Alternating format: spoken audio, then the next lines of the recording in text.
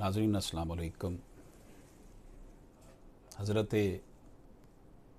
हकीमुल उम्मत हज़रत अल्लामा मोहम्मद इकबाल रहमतुल्लाह अलैह ने हज़रत अली हजवेरी अल-मरूफ दातागंज बख्श रहमतुल्लाह अलैह के हवाले से फरमाया, अहद फ़ारूक अज़ जमालिश ताज़ा शुद, हक ज़े हरफ़ु बुलंद आवाज़ा शुद।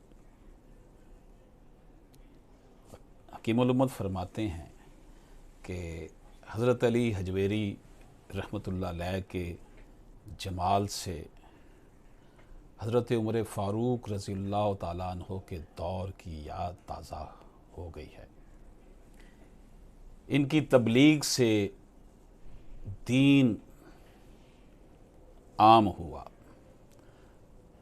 हज़रत उमर रज़ियल्लाहु ताला अन्हो ने जब तक इस्लाम कबूल नहीं किया था, मुसलमान इस्लाम का नाम डरते डरते लेते थे, लेकिन जब वो इस्लाम में दाखिल हुए तो मुसलमानों का सारा डर जाता रहा।